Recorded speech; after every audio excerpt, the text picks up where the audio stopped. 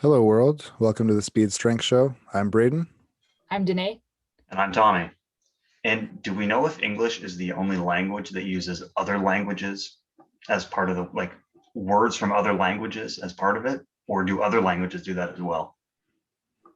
Oh, definitely other languages do that too. Do they? Because I don't fluently speak in other languages, but we've talked before on the show about how chaotic the English language is. hmm And so the word that got me thinking was a word like rendezvous. That's a French word. It's not an English word, but it technically is an English word, isn't it? It's in the dictionary now Mm-hmm. to only add to the confusion of the English language. Mm-hmm.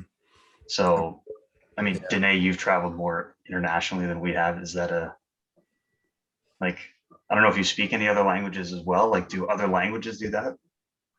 Yeah, I mean, I definitely have been exposed to a lot of different languages. Unfortunately, I'm actually not fluent in any other language. I know a lot of little phrases in multiple different languages, and I did take Mandarin Chinese for 4 years in high school, but I haven't been able to keep it up just because I haven't been speaking it with people here. But I'm sure there are other languages that borrow phrases from English or from other languages. I know even some of the like depending on this is kind of colonialism. I don't really want to get into it, but depending on the country's background, of maybe like think of like the Dutch influence in say like Indochina, so Indonesia, Malaysia. The word for bathroom in Indonesian is WC, and WC is water closet. That's what it would be referred to as from like a Dutch perspective. WC, that same kind of like influences there. So I don't know. There's probably phrases and words that have some roots in other languages, but yeah, I don't know. Braden, what about you? What about your knowledge of language? I mean, it's definitely not that deep. I don't know history or anything. Like you guys definitely know history a lot more than I do, but I know that like languages often have like a common root. I know that there's like romantic languages like French and Italian and Spanish. Spanish are all quite similar. I know that there's Germanic languages. I don't know, like German would be one of those, and I'm not sure which other ones would be in there. I'm pretty sure Um, English is actually a Germanic language. it could be. I know English has like Latin roots as well, I Yeah. think. So, and obviously a lot of languages came out of Latin, so a lot of yeah, like similarities. But I don't know. I can't say for sure. I sounded very confident off the top, but I can't say for sure that like those other languages borrow directly. Like rendezvous, to your point, is like literally a French word, and we have, I think, other words from other languages that we literally just like plop in place, and it means the same thing. Um, whereas like in French, Spanish, Italian, and other languages, it would be similar and those words would sound similar, but I don't think it's like a directly like pick it up and put it back in kind of thing. In most cases anyway. There might be some that are literally the same word, but yeah, Yeah. that's So that's what was on my mind anyway. yeah, I was just like I said, rendezvous was the example I can think of. And like, I know growing up too, I remember like there was an incident, we were playing Scrabble with my mom's side of the family. Mm. And of course, like the rules in Scrabble, you have to play words from like the English dictionary or they don't. Yeah, they have a Scrabble dictionary now, I think. Okay, yeah. So at the time, this was a while ago, there was like, if it wasn't a word in the English language, you weren't allowed to play it. And my Oma was famous for trying to use Dutch or English words depending on when it was convenient based on the letters that she had. And I know my uncle would always be like, Oma, you have to pick a language and stick with it. We're playing in English. You can't play Dutch words. It doesn't count. But in the case of like rendezvous, you'd be allowed to play rendezvous in the Mm. games. Like that would count because it's in the English language technically, but it's not an English Word. word per se. So that, I don't know, like it just like we've talked about on the show how confusing the English language can be. So I hmm find that to be a little bit funny how you could, oh, not allowed to use this word because it's a different language, but this word from a different language is okay because it's technically English because it's in the dictionary. hmm So I just find it kind of odd. Mhm. Yeah, definitely. Are you guys board game people? Do you like a board game or a board game night? Yeah, I do enjoy playing games, board games. My family's pretty big into board games, so over, holidays, Christmas, or when family's in town, because we don't all live in the same city, we'll play some board games. But I will say, as a kid, we overdid it on Settlers of Catan, and I will not play that game. I cannot play that game. I haven't in years, and yeah, I think I OD'd on Settlers of Catan. Oh, So that's a great game though. don't, if I like, is a good game, but we played it too much. I think it would need some coaxing or the right group to play that game. But yeah, we'll play like Code Names or Ticket to Ride, or Ticket to Ride's kind of like, yeah, That's a good one. it's a good one. Yeah. I love Code Names. Only Yeah. played it once or twice, but yeah, that's a great one too. Another good one is called Splendor. I don't know if you played it. No, I haven't heard of that one. Kind No, of I haven't hard to heard of it either. explain, but it's definitely worth checking out. You should look it up. Cool. Yeah. Cool. Will do. Yeah. Big fan of board games for sure. Our friends are big into board games, and then like we haven't had our friends are starting to have kids and dogs and families and stuff, so it doesn't happen as much these days, but we used to get together and play board games more often, and that was a good time. I'm like of my family, I'm like the board game person, so it's kind of like a hassle for me to get everyone to play a board game around here, unfortunately. But What are your go-to games, Braden?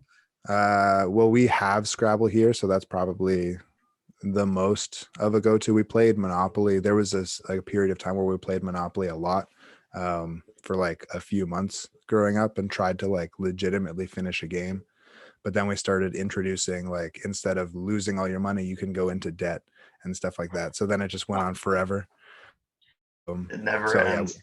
and we haven't touched that one since. So yeah, that's it. But yeah, Code Names, anything that's kind of like strategy based like that. I like Settlers of Catan, but I've only played that like once or twice as well. So yeah. What about you, Tommy? What board games do you like to play? Clearly Scrabble's in there. Yeah, no, that's actually just the one that kind of I hate word games. So Scrabble is 100% out for me. So you're not on the Wordle train either then? No, Wordle. I know that's like big right now. Don't play it. Scrabble, not a big fan of. Boggle, that's words and mixing things up. So that's really doubling down on all the things I don't want to deal with. Yeah. But yeah, I'm a big board game fan. I love playing them. I try to play as many different board games as possible. So I have a close friend that I like grew up with in elementary school, high school, and stuff like that. And he's very good at finding all these like random games in the store. And we try him for a few times, then he gets another game. And my brother does the same thing quite a bit. So I enjoy kind of just trying a whole bunch of different games. Or these board game cafes or bars are a lot of fun too, because there's just walls and walls of and shelves and games you've never heard of. And it's like, oh, never heard of that one. Let's try it. Mm-hmm. And you just give it a go. So, and then I don't have to OD on anything. Kind of my strategy. Yeah. Yeah, that's a good strategy. But then the question is, do you get good at any of them? Yeah. Well, everyone's kind of playing for the first, so everyone's just kind of going in blind and hoping that they can figure it out. Mm-hmm. Fair enough. It's a test of people's adaptability. That's what I like to Yes, think. I Who's like the it. most adaptable?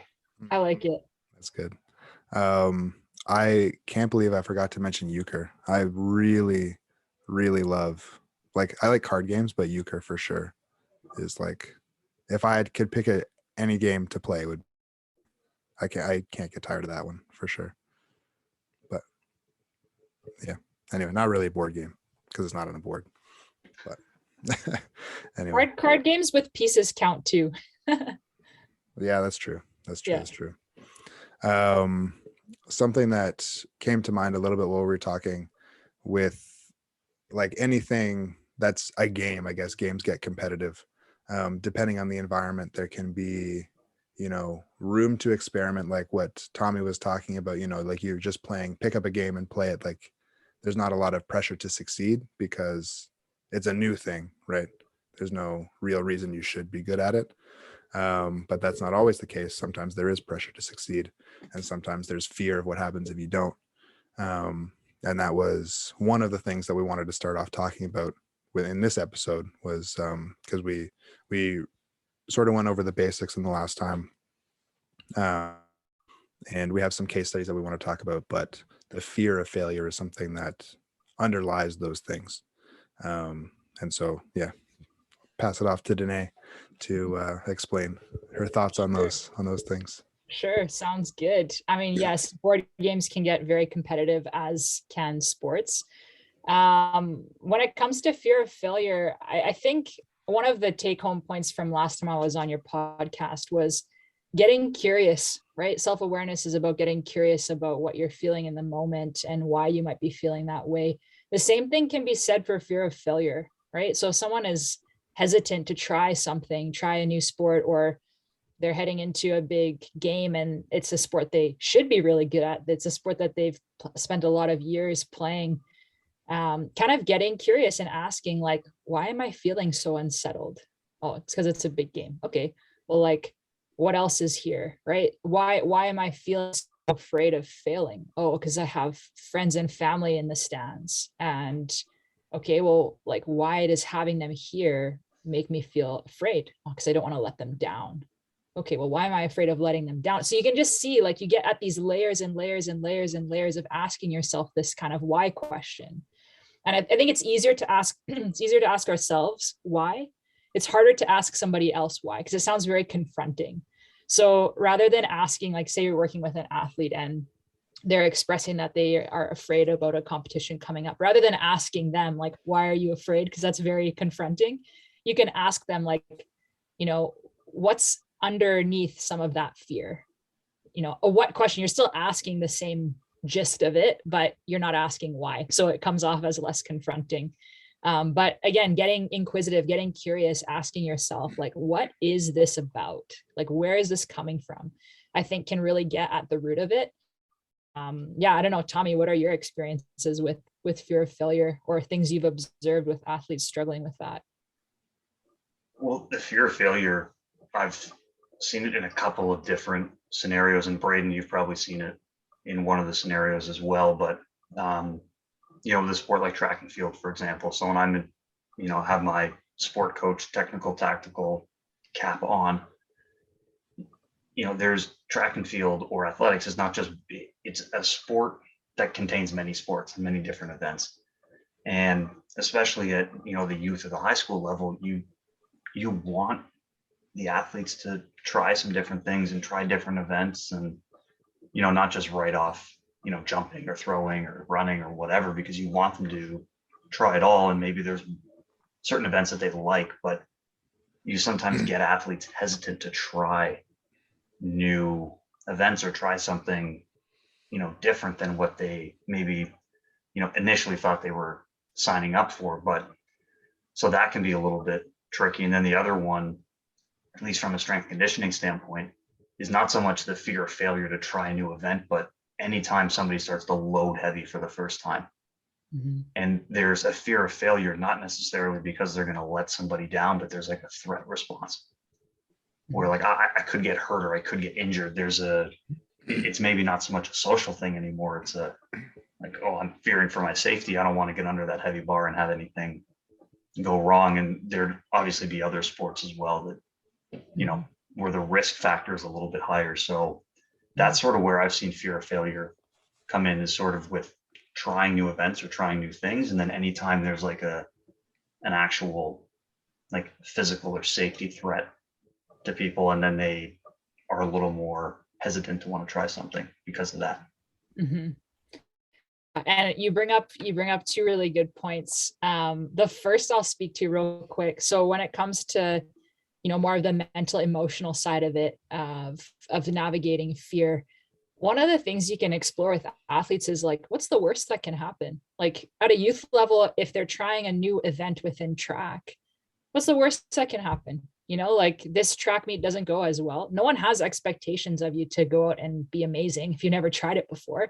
So, like, if you say I'm the coach and you're the athlete, and we're having this conversation, for me to say, like, I'm not putting the expectation on you to go out there and absolutely kill it. Like, I want you to give it your best effort. And I also don't want you to place those expectations on yourself, because you're starting from scratch. Like, this is like, let's have kind of an open mind moving forward.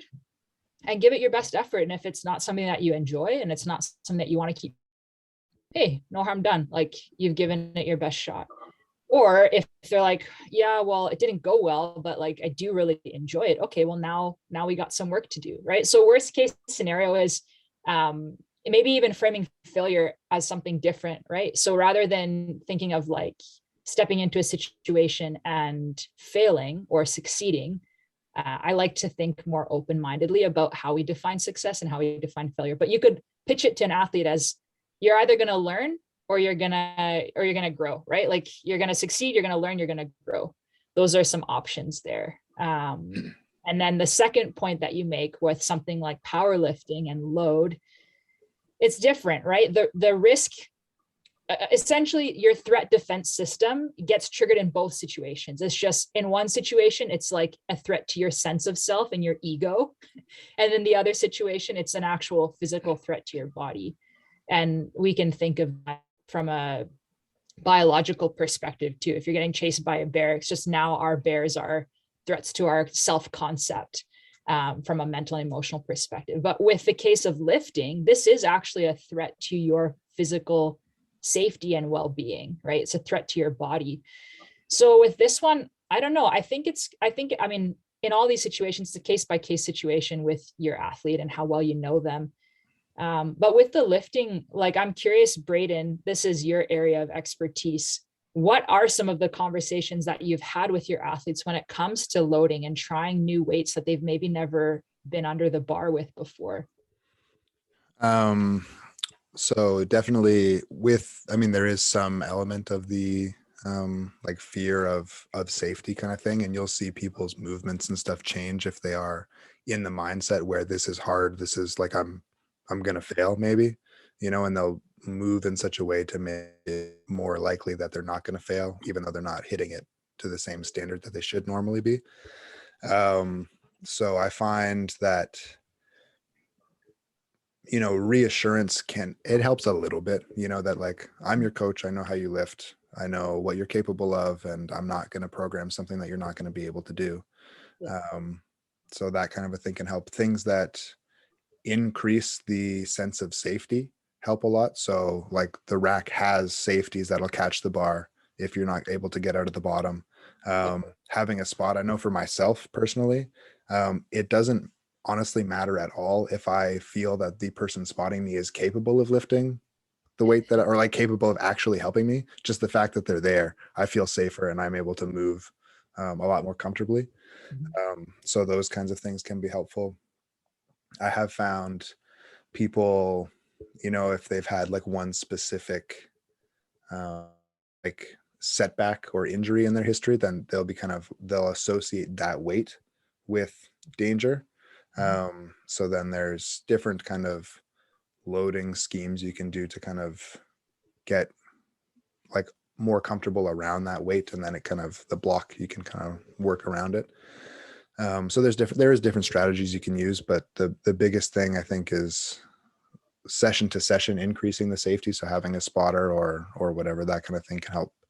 And then it's really just practice. Like Tommy and I worked with, varsity athletes at UW, and you've worked with obviously a lot of other varsity athletes, and sometimes they're quite experienced in the weight room, sometimes they're not. And if someone is not experienced in the weight room, what feels heavy like for that person is very, very different than what feels heavy for the next person. So like over time, you get used to the load and it becomes a lot more normal. What I do honestly notice a lot more is still the fear of failure, the fear of not meeting expectations. And it is really hard, honestly. Like, it's with the track and field example, it makes sense to me. Like, this is a new event. There is no reason you should be good at this, but somebody that's been training in this sport for, 3, 4, 5 years, a sport that's so simple, you literally do 3 things. And you have these expectations because maybe training is going well, you're ramping up to nationals. But then it's all like, what if it doesn't go the way it's supposed to go? And everyone has different reasons for, what failure means to them. And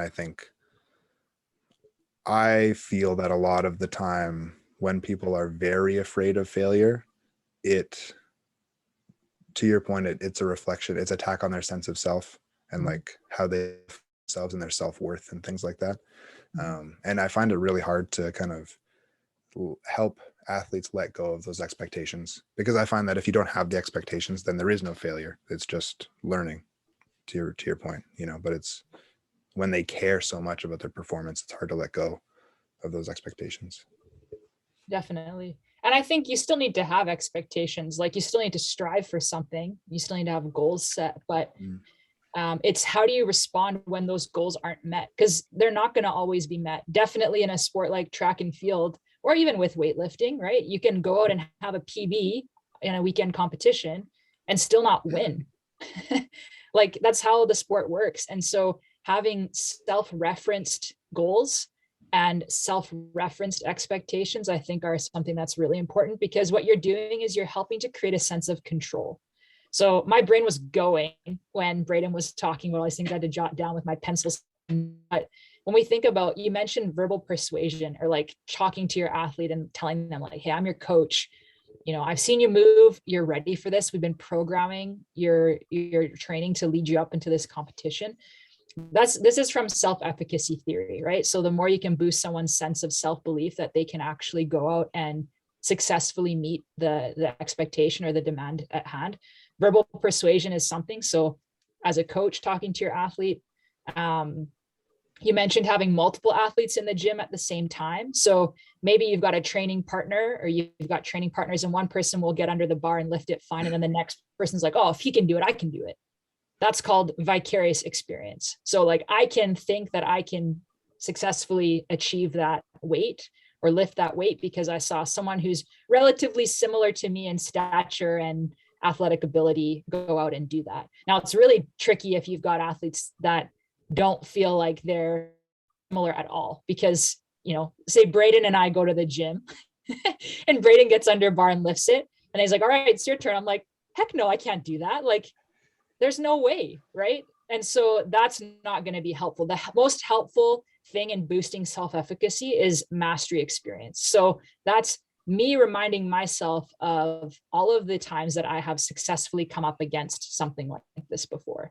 So for an athlete who, and this could be like transfer of successful experiences. Maybe it's successfully performing under this type of a pressure situation, or in this environment, or in this type of a sport. You can transfer that type of self-belief. But with Braden and using kind of the weightlifting example, mastery experience could be talking to your athlete about how many hours they've spent in the training facility lifting weights in and around that competition weight, right? So you're drawing attention to their sense of mastery over the task at hand in the weeks leading up to the competition, or maybe even the years leading up to the competition, because then they can look back at their own performance and say, okay, yeah, I'm ready for this thing. Let's go.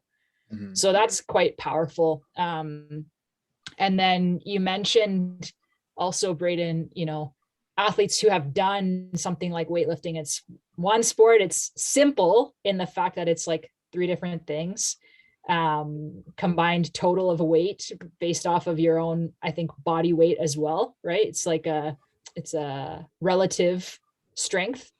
But things change, right? So yeah, the event is the same, or what's required of you as an athlete kind of is the same as far as the lifts are concerned, but the environment is different, right? Is there a lot of people at that competition? Is there no one at that competition? Is the competitive level, I'm trying to lift the same weight that I lifted in training, but now at provincials and now at nationals, and the nerves get to me, or there's more at stake, there's more on the line. So even if what you're asking of yourself or what you're asking from your athlete doesn't change, the context in which you're asking for that behavior to come about or that performance to come about is changing. And it's important to draw athletes' attention to that. I had a high jumper I was working with, and it was her first time at youth track nationals. And she had a goal height that she wanted to jump. And then we said, like, is this something that you would realistically jump in practice? And she said, no. Okay, well, then we're not going to expect you to jump that here if you've never been to nationals before. What's something you consistently jump in practice and have jumped consistently throughout the year leading up to this meet?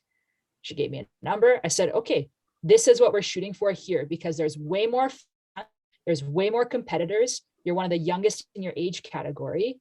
And there's a lot here in the environment that's hard to cope with mentally and emotionally. So let's just try to jump what you would normally jump at an earlier meet in the training season here at the biggest stage you've ever jumped at.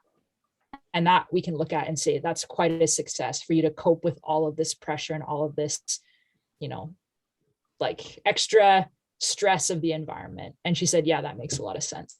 So again, having that conversation, there's a lot of different factors at play when it comes to performing successfully, whatever that looks like for that athlete in that context, because there's lots of other demands in that environment that need to be accounted for. And is that simply just like the whole idea of stress is stress? And so that, you know, that I think sometimes we get caught up in the physiological stress in sport, like you said, a high jump number or a lifting number, but it might be in a low stress training environment where you're around people you're comfortable with and no one's watching. So then even though you go into competition, the physiological stress is no different, but now you've added all these other stressors elsewhere. So the cumulative load, if you want to use that word, then on the athlete is then higher. Would that be correct in saying it that way? Yeah, I mean, there's definitely other demands on that athlete in the environment. They're subjective, right? So I think that's the hard part, especially in a sport like track or sport like weightlifting. Like, you live and die by the numbers, right? Like that's what gets printed. Everybody can see it. It's such an objective measure of performance that does not account for all the subjective challenges and demands that athletes have to navigate when they're in those environments. And I think drawing the athlete's attention to all of the other things that they've been managing at a meet is really important, especially if it doesn't go as planned. And if it does go as planned, they lift well, or they run well, or they jump well, throw well at a big meet, it's important to acknowledge what other demands they also successfully coped with, because come next year, if they're at that same venue, they can look at that experience as a mastery moment of saying, when there were hundreds of people in the stands or thousands of people in the stands, and I was able to run this time, or I was able to throw this or jump this, I could do it. I've done it before, I can do it again. And so I think that's an important thing as well. Like, again, sports that are so objective need a little bit of extra prompting or a little bit of extra nudging on our parts as coaches and support staff to acknowledge and recognize how athletes have managed the other things that don't necessarily get talked about when you're in that sport environment. I like that as a tangible takeaway though, like for coaches, like any coach in any environment can effectively say, hey, you know, an athlete might look, my performance in practice was the same as competition. I needed to get better. And it's like, well, technically speaking, you did, because you had that same performance, like you said, with all these added elements into play. And so I think that's just, again, it's a useful takeaway for coaches in any environment to be able to, you don't have to be an expert in mental skills. You don't have to be any of that. Just say, hey, look, you did this in a low pressure environment. You did the same thing in a high pressure environment. That's an improvement simply because of all the other things that you added in. And I think it's a nice way to reframe that for the athlete. And, you know, like I said, I think that's a tangible takeaway for any coach listening. They can go, they can probably find a place in their daily coaching practice to add that strategy in. Mm-hmm. Yeah. I liked the piece too about the the like boosting self-confidence and self-esteem. Because I'll just pause you. Self-efficacy, self-esteem doesn't really move that much. And it's something that like is based off of comparison to others. Mm-hmm. So self-efficacy is like your sense of self-belief. Mm-hmm. Self-esteem is based off of comparisons to other people. So, which is very precarious, because there's always going to be somebody who's better than you, right? So you might have really great evaluations of yourself because you're talking to others who aren't as good, but the moment that you step foot next to someone else, or you step to the starting line against a national competitor or someone who's won something, you've already taken yourself out of that race mentally, because now your self-comparison to this other person is not going to be favorable. Mhm. So self-efficacy is that sense of self-belief. Yeah, that's a good clarification to make for sure. Yeah. So, self-efficacy is very important. Yeah, because you're right. Like, I have in the past, some of my lifters have been at, provincials, nationals, whatever, like feeling like they should, because they're at the point in their career where they should be, on the podium or winning or whatever. And it's like, well, I mean, maybe yes, but you have no idea who's going to be competing. And if you compete when, the strong people aren't competing, then you're going to win. And if you compete when the strong people are competing, then you're not going to win. So it's simple like that. But with the self-efficacy, oh boy, it's okay. With the self-efficacy, it's important to, because a lot of the conversations that I have with these lifters is like, I'm trying to say, like, you are ready for this, we've been working towards this, stay positive, it's gonna go really well. And I like the idea of drawing their attention to past successes for sure. Because a lot of the time those conversations end with like, yeah, I hope so, I hope I can do it. And it's like, I mean, that doesn't really sound like you believe in yourself that much, so boosting that self-belief and having like more of a clear-cut strategy to do that is a huge takeaway for me, at least in my experience with coaching. And I've talked to some colleagues about fear of failure. There's so many different ways you can approach that conversation with an athlete. If they really have a thought that they're hung up on, it's worth exploring. Like, if the athlete's like, yeah, thanks, coach, like, I know I've lifted X number of hours in the last 2 weeks and I'm ready for this, whatever that means, but like, I still don't feel ready. You might ask them like why, like, or what has you feeling like you're not ready for this? I feel like, well, my body just feels so run down. Okay, like, are you sleeping well? Like, ask questions, get curious, because maybe you'll find out that while the athlete's still been pulling the numbers in the gym to get them to the point objectively where they're ready to compete, they've been feeling like crap. And it's important for you to know that as a coach, that they're feeling like they're at their limit going into this meet, and they haven't maybe had enough time to taper and feel recovered and rested heading into it. So I think there's lots of openings for conversation in a curious way. It's not like attacking them of like, why don't you feel like you're ready? Like, you've put in all the time. It's not like that at all. It's, and again, the language is so important. Let's figure out a way to get you prepared for this weekend so that it feels like you're coming alongside the athlete. It's not like they have to figure out this problem on their own, but for you to kind of come alongside them and say, hey, like, I can tell your body language is looking a little bit unsure, let's figure out what's going on there. Again, you're coming along, athlete, even in your language, saying that we're in this together. I'm on your side. Let's explore where these feelings are coming from, or where these thoughts are coming from. And again, I think that's something, depending on the nature of conversation, definitely would be more geared to somebody in my type of a field to continue having those conversations. But as a coach, you can still get inquisitive and curious with your athletes about where their thoughts and feelings are kind of coming from. And I had another colleague who mentioned, if the athlete is really stuck and you know them well, again, use with caution, but you could say, well, like, if you really don't think you can lift it, like, maybe you should just not come to practice. Like, coming to practice is a risk. Maybe, actually, maybe you should just stay home, because getting in your car to come to the gym, like, that's a risk. And again, you just kind of take it so far to one extreme that they're like, no, that's stupid. Of course I'm going to come. Of course I'm going to. And then you kind of have this opening of a conversation of like, okay, well, you take a risk getting out of bed every morning, right? Like, there's a sounds risk like the type of sarcasm I would drop on people at work. Yeah. And again, you need to know them well and need to know the context, but there is a time and place for those types of conversations. If you've got good rapport with the athlete and you know that there's just some sort of thought that's kind of getting them hung up, you can have kind of a facetious conversation where you're being a bit sarcastic and you're saying like, well, I guess you should just stay home, because that's the only way to ensure you will not, get injured, or you will not hurt your sense of self by competing at the race. They're like, no, are you kidding me? Like, I want to. And then now you've shifted the motivation, right? Because now they're not thinking like, oh, I have to, or I should.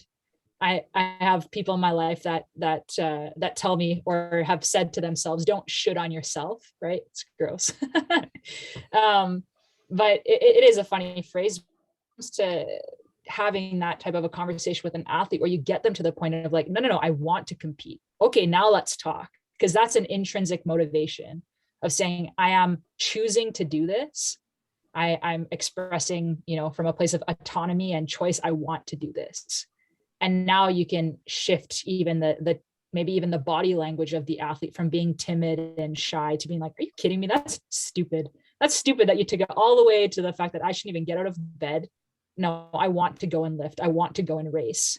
And their body language might even change to being a bit more activated or confident, or even at least like loose, because they've had a laugh about the conversation you've had with them. Yeah, I like that a lot. I like that a lot for sure. I've in the past used sort of the idea that, like, I don't know, it doesn't, if you want to do it, it doesn't matter if you are capable or not, you should try. Like, not being good at something isn't a good reason not to try.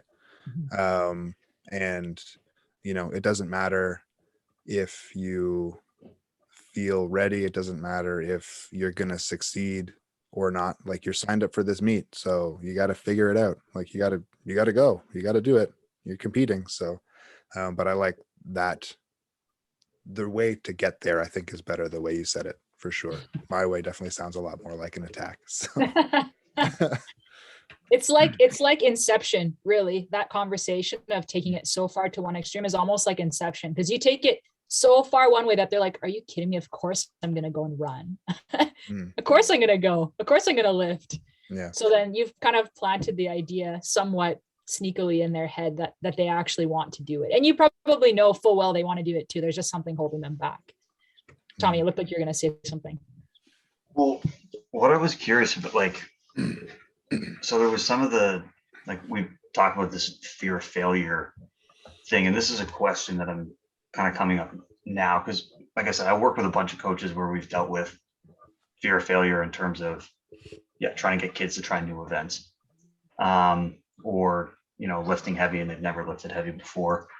Is there a way that you can transfer, like is fear of failure a transferable skill? And what I mean by this is, like, can you build on something else that they're capable of doing that has an element of fear in it, and try to help them draw on that? Like, I mean, logically thinking, you go, okay, that would make sense, but tasks and things that you do are potentially so different that, like, would it work? Would it maybe not work? Is there a way to, that we as coaches in that environment, where if we don't have access to somebody who's a mental skills specialist or a sports psychologist or someone like that, is there, like, it's simply just making note of that, like, hey, you do this thing, and, like, think about how wild that is. Like, it takes a lot, like, you need to be brave to do that. So, like, what are you thinking about? Can we draw on that to get them to do something else? Like, is that feasible? Does that work? Is that a legit strategy? I think that's definitely something that you can do. You're drawing on past experiences of successful coping or managing something similar. So my guess is the athletes that you'll work with, whether they're at a youth level or a varsity level, like, they're both students and they're athletes. So it's an easy way to make transfer between maybe coping well with stress leading up to an exam and the prep that went into that, or even something as simple as asking them, like, when have you faced something scary like this before? Or when have you coped well with something hard like this before? When have you faced something hard like this before in your life? And if you're like, oh, well, when I moved schools, when I went from junior high to high school, that was really scary. Okay, well, how did you manage that? Well, I had really great friends. Okay, so now it's cluing you in, like, social support's a big thing maybe for this athlete. So how can I make sure that this athlete feels, supported either by me as the coach or maybe the training partners? You can use that information. Or it can be as simple as in those moments where they have handled pressure or a struggle in sport well, like, what did you tell yourself? How did you feel when you managed that well, or when you were able to overcome that? Well, I felt a sense of like strength, and I was, I knew I was brave. Okay, well, let's try to bring that same sense in your body, that same kind of self-talk as well, into this new situation. You've done something really hard before, you can face your fears. So let's see what it looks like in this setting. So yeah, there's definitely ways of bringing kind of like previous successes or drawing on confidence in the past to help in a present situation. 100%, that's something you can do. And then the other thing that I was going to mention, and I kind of started talking about it, was control, right? So a lot of times people fear failure because the outcome is uncertain. Does that make sense? So an athlete might think, if I fail, then what does that mean? And if an athlete's sense of self is really, really tied up in their sport, then that can be really hard, because then they equate I dropped this weight to I am a failure, which brings about feelings of shame, which is hard. It's different. Shame and guilt are two different things, right? Guilt says I made a mistake and it's external to the individual, whereas shame says I am a failure. Like, it is a global judgment on myself as a person. You can work with guilt, right? Like, it can actually lead to changes in behavior and addressing that, but shame is a little bit more sticky. So in that sense, two things come to mind. One, as a coach, you can take off some of that pressure by telling them what will happen, taking away some of that uncertainty. So you could say something like, I just want you to go out and give it your best shot. You're ready for this. We've worked really hard in the gym for the last 3 months leading up to this competition. You've hit this weight in training. You can hit it at this competition. And know that, like, I got your back no matter the outcome. Like, I'm not going to think any less of you, not going to think any more of you if you go out and compete. Like, my support for you is not going to change based off of how you compete this weekend. And that can be massive, because a fear of failure could be rooted in people are going to think I'm not good enough, and they're not going to want to be my friend, or they're not going to want to support me, or, whatever. You don't know what the root is of that issue, especially athletes who are so young. They might not even know what the root issue is for themselves, because they haven't developed enough self-awareness to know. But for you as a coach, you can help take away some of the fear of uncertainty of what if I drop this weight, what's going to happen? You can help take away some of that fear of uncertainty by affirming your support, regardless of how it goes outcome wise. And then the other thing you can do is building a sense of control. So something like a pre-performance routine, pre-competition routine can be really, really beneficial, because it allows the athlete to control some of the aspects leading up to their performance. A sense of, confidence, yes, strength, yes, but there is like, I can actually affect change in this moment. And if you've got something like a pre-performance routine, you give your mind something to focus on, the next thing at hand. That doing, these rituals or pre-performance routine steps can help get someone in a mindset that they're focused on the task at hand, and they do feel like they can actually affect change in that performance, which is really, really big, instead of just like, all right, go out there. You got this. Like, that's not going to help them if their minds have been going squirrely on them, sitting in the lineup back behind the scenes at track, or I don't know, you sit behind the curtain when you have a weightlifting meet, like, you don't come out to the platform until right before. So there's lots of time that the athlete's thoughts can kind of run wild if they don't have anything to direct attention to. So pre-performance routines can definitely not only give your mind something to focus on that's productive, but also support their sense of control and their sense of belief that they can affect change in the competition that they're about to step into. Yeah, I really, really like that. Obviously, with the the shame, like it can be, I mean, you alluded to, there could be so many things that would lead to them feeling that if they perceive themselves as having failed, and then that they are a failure. So trying to eliminate as many of those things as possible. Do you think there's value in trying to help them find, I mean, coaches aren't really qualified or would have the skills to help them figure out what is under that shame, or the root of it. But I imagine that would, if you could, that would make it easier to help them deal with it anyway. 100%. It is definitely something that I hope personally I have the opportunity to do, definitely as someone who's trained within sports psychology, but also down the line, I hope to be, a registered psychologist and could actually get at the really nitty gritty stuff of the sticky roots that can really get people caught up. So I think from a coach's perspective, I would say tread with caution, because you have no idea what type of a monster you might dig up that's at the roots of the athlete's kind of fear. But if the athlete's wanting to go there, then as a coach, support them in that self-pursuit, because it's not easy to go and dig at, your root system as an individual and look at where your thoughts and your beliefs come from, especially if it's like problematic thinking. It's not an easy journey to do that. So if you have an athlete that's like, this is holding me back and I want to dig at what is here, and I don't care what I find, I want to process this, then have a conversation with them where you mention, like, depending on what we find in your root system of your thoughts and your beliefs, like we might need to bring someone else onto our support team that can really help you have those conversations and look at what's there for you. Are you open to that? Oh yeah, for sure. Okay, great. Now you've just opened up the opportunity to have someone like a mental performance consultant or a psychologist be on board. And that could be something that completely changes that athlete's life, having the opportunity to get support in a really sticky situation, because they were ready and because you had the ears to hear that, right? You were willing to kind of go there with the athlete and get them connected to the right professional. So 100%, it's really worthwhile to look at those deep-rooted beliefs, and also know that you might need to invite some additional professionals on board.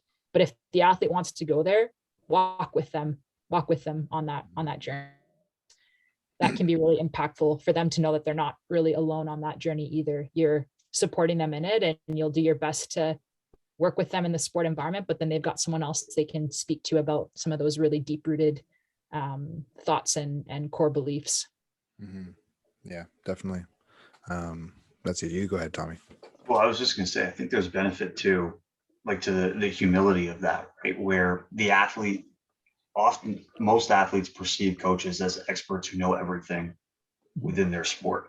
Yeah. And then I think in turn, the athletes feel like their role is to be able to perform everything in the sport perfectly, the same way the coach knows everything about the sport perfectly. And so it's a really good opportunity as a coach to say, like you said, hey, I'll go on this journey with you, I'll support you, but that's outside my scope. Like, we bring somebody else in it. I think it kind of, it doesn't like hurt your image as a coach, but it shows some humility where it's like, oh, like my coach isn't this perfect machine. So then as an athlete, I don't need to be this perfect machine either. I think there is a level of humility, I think, that you can show compared to if you were a coach and you're like, okay, I know how to deal with this. It just reinforces that I'm the coach, all-knowing expert, and I know exactly what to do, and I don't make any mistakes, which is possibly one of the factors that leads to athletes having that fear of failure, right? Absolutely. Well, and like, sport is not tolerant of mistakes. Like, the competitive environment of performance is not tolerant of mistakes. So that's something culturally, I personally think we need to shift away from, because you can learn a lot. So many people say you'll learn more from your mistakes than you will from your successes. And I think there's a lot of truth in that, because it requires you to reflect, which is a skill in of itself, and then ask yourself, what can I learn from this experience and take with me moving forward? How can I get better? How can I learn from this? How can I grow? And back to your point, Tommy, the coach is not a machine, nor is the athlete a machine, right? We're all human. And that means humans have limitations, humans have weaknesses. And the more that we can learn to like accept that we have limitations and we're not perfect, the more that we can accept that and own that. Like you said, a coach saying, hey, I'm really proud of you for wanting to work through this stuff. And also, I'm maybe not the best person who's fit to help you with this. Like, can we have a conversation with someone else who has the skill set to talk to you about these things? You modeling that humility to the athlete might actually open up an opportunity for them to say, I don't have to always have my stuff together. Like, I don't have to always be this, peak performing athlete.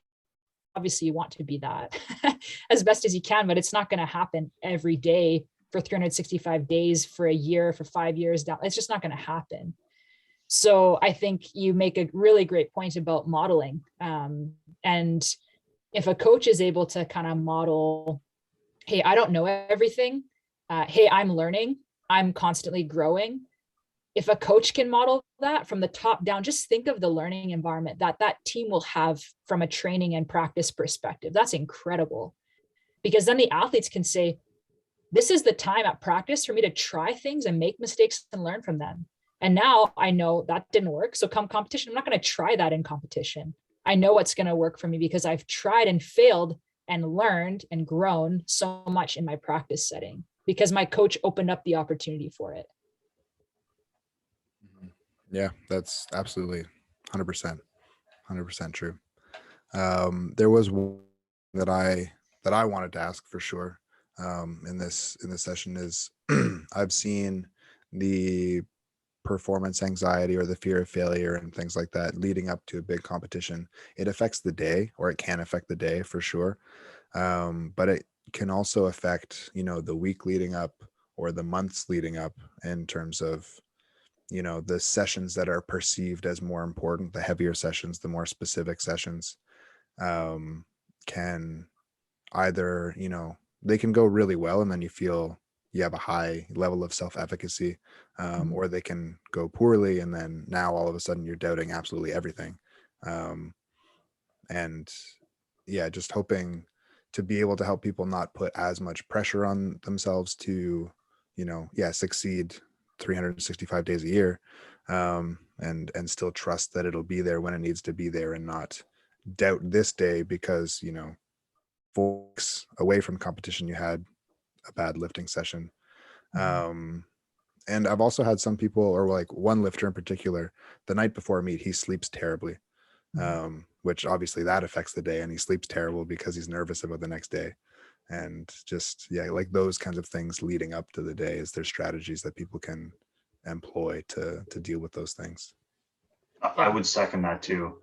Yeah. Just that this happens a lot. And Braden, I don't know if you've seen it too, where you talk about the weeks leading up, where athletes try to like add little things in or change something. It's like it's the equivalent of like cramming the night before for a test, right? Where it's like all of a sudden, oh, I need to add this drill into this exercise because I'm not prepared. Like, yeah, that panic and that change in behavior leading up to big competitions is like, unfortunately, all too like very real. And it happens in a bunch of different ways. Yeah. There's so many talking points to speak to. Essentially what you've highlighted is this brain body connection.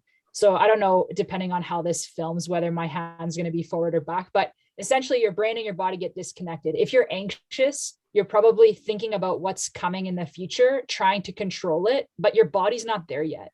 So you're wasting effort and energy because you can't actually change the future. It hasn't happened yet. And then if you're feeling like down and sad or discouraged, it's probably because you're dwelling on the past, like a past mistake that's just running in your brain over and over and over again.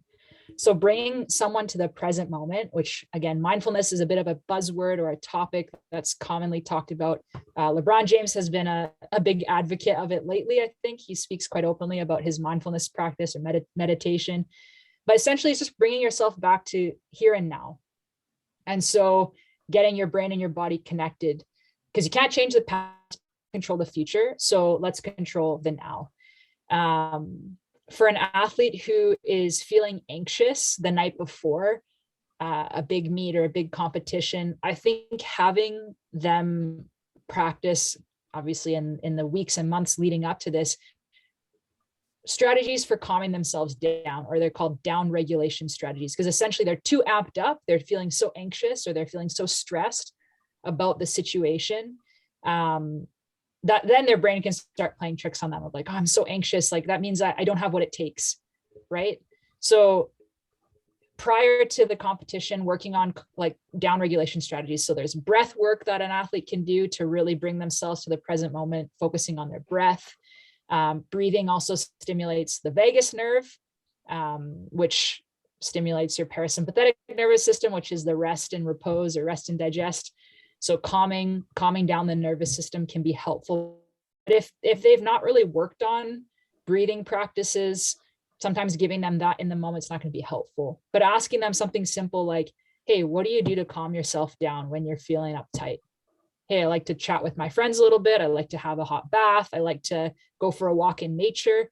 Then encourage them to do those things. The things that they know help to kind of re-regulate or calm themselves down can be something that's really helpful. And then in the moment, when they do feel those nerves, or even I guess leading up, if they're feeling, the butterflies in their stomach or their heart starting to race and their palms are getting sweaty and their mouth's getting a little bit dry, reframing that. So essentially what you're saying is, rather than thinking like, oh, I'm feeling so nervous, I'm not prepared, you say, I'm feeling really activated. It's because this is something that's really important to me. So your physiological arousal, or like your heart rate, your blood pressure increasing, that physical change is the same for feeling anxious and feeling excited. So the only thing that dictates what you think about that situation is your brain's association. So you appraise that in your body, and then you label it as either anxiousness or anxiety or nerves or excitement. So essentially what you do with your athletes is you tell them like, oh yeah, your heart rate is, it's going up, like your palms are a little bit sweaty. It's because you're feeling excited. Like this competition is exciting. You want to perform well because you value this. Of course, that makes sense that your body's doing that. So you help them relabel or reframe their body's activation, which is a bit of a brain hack, for that situation.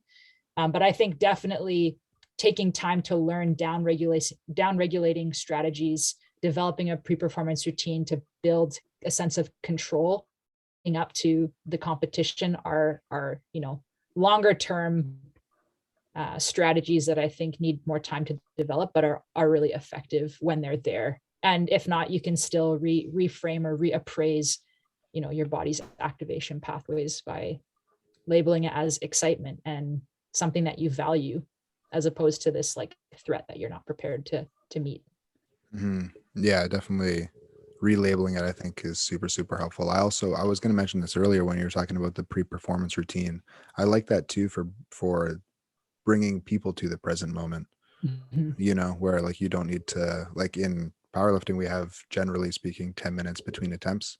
So that's a lot of time to worry about, how the next attempt is going to go, or like, the day of, you have 2 hours from weigh in till when the meet starts. So that's a lot of time to worry about how the meet's going to go. But if you're always, instead of thinking about how the meet's going to go or the next attempt or whatever, like what's the next, the next step is catch my breath. The next step is, get my knee sleeves on or whatever, like always doing the next step. And I feel like that could even apply to the night before the meet, where you're feeling that excitement, Mm-hmm. and the next step is down regulation. I'm going to do some breath work. I'm going to go for a walk. And then the next step is, okay, continue to focus on my breath while I'm trying to go to sleep and things like that. And just keep yourself in the moment. So yeah, really, I think those are really, really powerful, helpful takeaways for people. Yeah, you're giving yourself a plan, right? You have a plan for the competition, a plan for managing things the night before, the day of, and even again to kind of promote this sense of control or the sense of capability to manage different situations. You can do something called if-then planning. So you maybe as a coach with your athlete, if you know that they need to have an idea of how to navigate different things, like meets are always delayed, right? things are always behind schedule, or you actually have less time to warm up because they're ahead, or you get your event is slated for later, but it has to get moved up because of weather or something like that. It's inevitable. Having an if-then plan can be really helpful because an athlete has thought through with you as the coach or with mental performance consultant or someone, if this happens, then I will blank, right? I will have my, so if the meet is delayed, then I will redo my warm up after 5 minutes of, light walking around or whatever, staying warm. I don't know, whatever the situation is, having an if then plan can be great, because just like you mentioned, Braden, like giving your brain the next step to work on in this type of a situation where things don't go as planned, you have backup plans in place, right? If this happens, I will blank. I'll give my brain, this type of a strategy to run with. And just knowing that you've already thought of a plethora of things that could happen going into a competition can be encouraging, or can be something that builds an athlete's sense of confidence or capability. I know for myself, from an academic perspective, when I was an undergrad, I was that student that read all the articles that were, posted online, because for me, going into the exam, even though I probably didn't need to know that content and it wasn't tested on, if a teacher said this is all testable content, for me, I needed to know that I had at least exposed myself to every type of content question that I could possibly be asked. And I gave myself the best opportunity to answer a question if it came from there. So was it always worth it time-wise? No, I know that. But from an emotional perspective, from a confidence perspective, for me, I need into some big exams to say, I've given it my best shot. I've read everything that I could be tested on, and now I just go out and do it. Like, I'm prepared. So for me, that was helpful, rather than thinking, oh my goodness, they're going to ask like 5 questions from that one thing that I didn't read, and then it's going to be on me because they told us it was testable. Like, I just didn't want my mind to go there. So I just read it, and then I knew I was prepared. So again, if then planning can be great for athletes who tend to overthink or struggle with those types of sources of concern or worry. Yeah.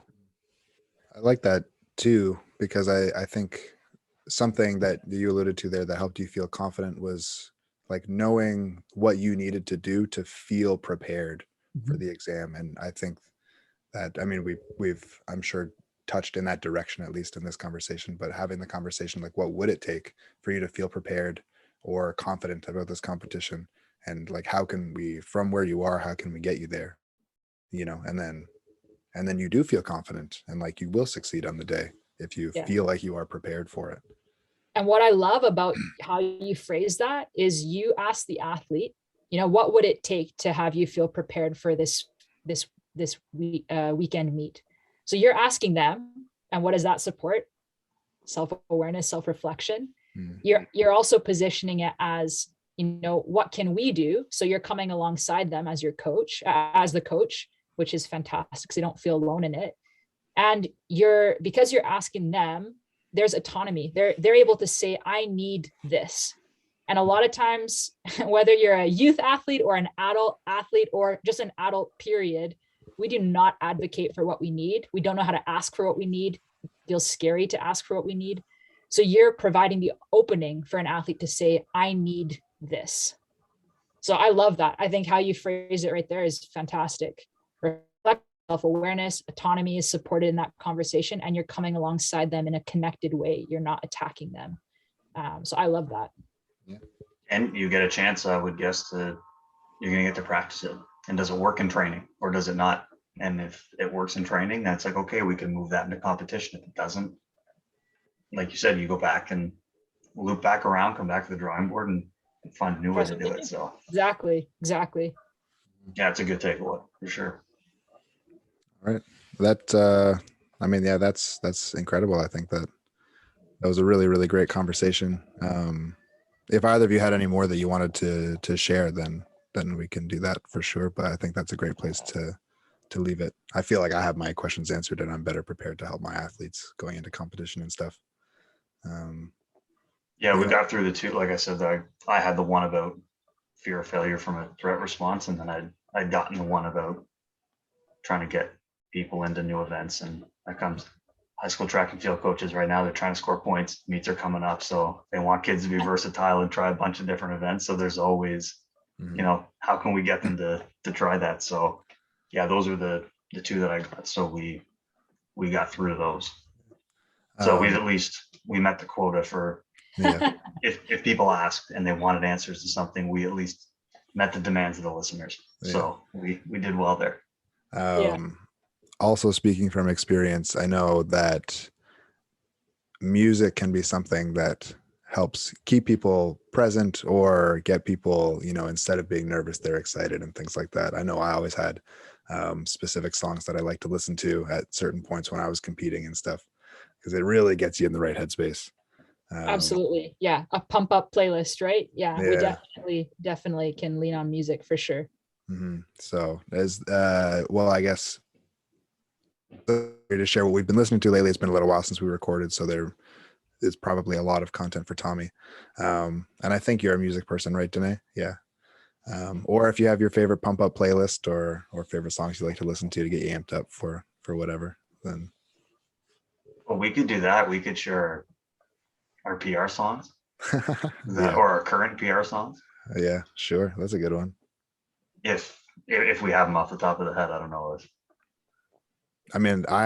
There's a song called Blood by In This Moment that was the one that I always listened to for my third deadlift. And once I started using it for that, I never, ever, ever listened to it outside of competition because I wanted to save the potency. So that was always my go-to. It sounds like it's a Screamo song. Is it like Screamo? Blood. It's I don't like Screamo. I don't like when I can't hear the words. Yeah. But it's like, I would say as close as you can get being, it's definitely metal. It's very, very heavy metal. Okay. Yeah. Just with a name like that. She's got a good voice though. Yeah. Oh yeah? Yeah. Like the range. Nice. A lot of versatility. You want to talk about, track and field athletes, versatility, competing in different events. There's some range from them for sure. Nice. What about you, Tommy? What's your go-to song for pumping up? The Only Way Is Up by Martin Garrix and Tiesto. So a little more like kind of EDM. There's not a lot of words. It's just the song just builds the whole time in terms of like the upbeat and the energy and stuff like that. So that's always as soon as that one comes on, like there's like, oh, like you hear it and you're ready to go. So I keep that one pretty close to me if I'm going to do something where like I care about the outcome from a physical or competition standpoint type thing. So that would probably be my go-to, at least right now. Mm-hmm. Yeah. Very nice. What about you, Danae? Are you pumping up very much these days? It's different, right? Like I'm not competing right now in any sport. I'm playing with my soccer team, but it's different, kind of in between seasons heading into outdoor. Right now I've been doing a lot of work on my thesis, so not a lot of pump up stuff, but I know when I played soccer and I cared about outcomes a lot and was playing pretty high level, it's a bit of a throwback, but some Black Eyed Peas, like Pump It's a good one. It's one that we had on our playlist when we were in youth, but like just makes its resurgence back, every once in a while. So that one's definitely on there at some point in time. It's fun when you know all the words, you can rap along. That's a high energy tune as well. Yeah, it is. Yeah, good tempo. Yeah, definitely. I think I mentioned this on the first podcast, but having songs that are the same tempo that you run at, like pace keepers, right? It's definitely helpful from a running perspective too. I know I run faster with music.